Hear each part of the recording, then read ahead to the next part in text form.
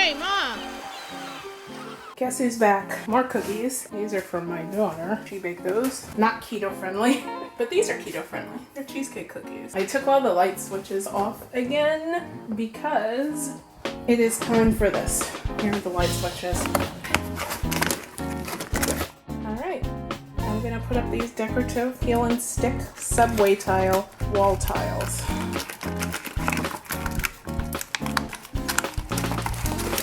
I got 3 of these. My daughter bought them for me to install.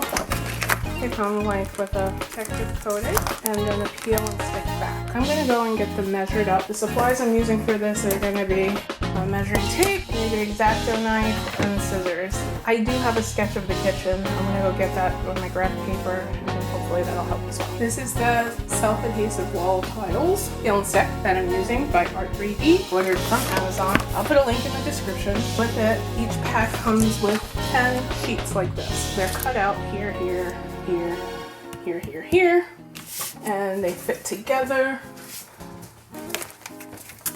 like this. To start, you have to cut these squares off. I like it because it does have a protective adhesive, so if you have to write on here and stuff like that, you can do that. The final step will be peeling off the protective coat, and then you have that underneath. And it also adds to a little bit of stability.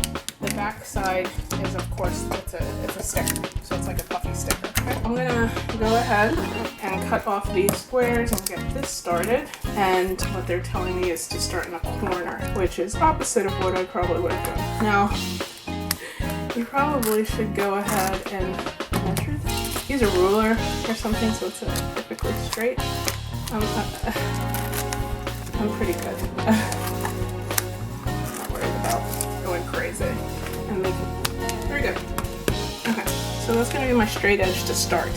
This is gonna go in the corner over here. Now, this is a thing that me and my daughter have been talking about. These are 13 inches, but the sheets are 12 inches. And I'm gonna see what it looks like when I finish, and I might go back and add that last inch, but it might make it look more raggedy than just leaving it. But you see here, basically butts up to the wall, and the other one's gonna come this way, but I'm going to put some caulking there and maybe around the bottom just to make it look professional. Okay, let me get started. First step is you have to clean the walls, clean and prep the walls. They're flat, and I've already done that before I painted before. So they're all pretty much degreased. I just did it last week. I've been working. I anticipate a couple of mistakes, but all in all, I'm going to try to be very slow and precise. Alright, so this is how I'm starting it. Sticker.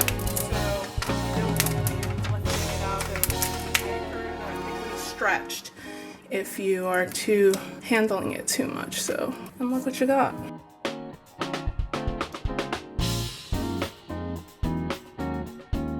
I'm not mad at it. So it's got these little flat areas where the next one will kind of butt into there, and that creates another kind of jigsaw pattern. And so you just go ahead and you keep on going like that. Nice. Take into consideration the fact that your counter may not be even. So yeah, I think that's what's happening there. The counter is not even. I'll see what I have to do. These are even.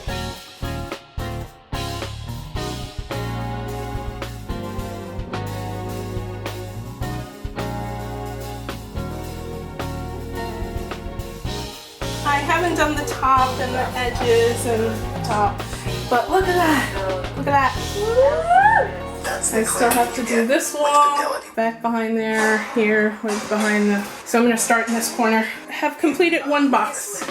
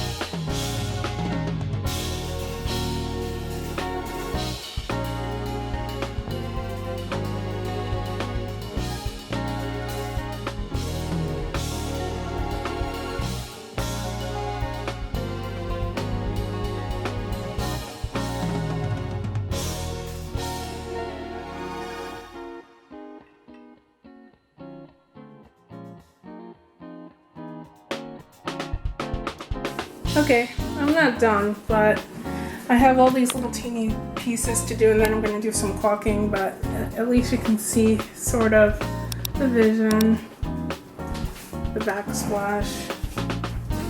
I've got a lot of it done, but not all of it. So, see, I started doing this, and I was just like, I'm not right now. But yeah. I still have plenty of tiles in the 3 packs, and we're just gonna take a break because, you know, it's a lot of precision work and you can't be tired doing precision work. And that's it right now.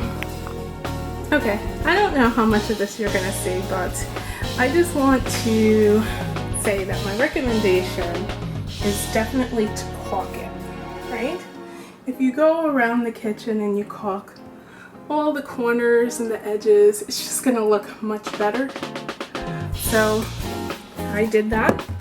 I went around with this Alex Fast Dry Gap White for windows, doors, and molding, and I think it looks good. Okay.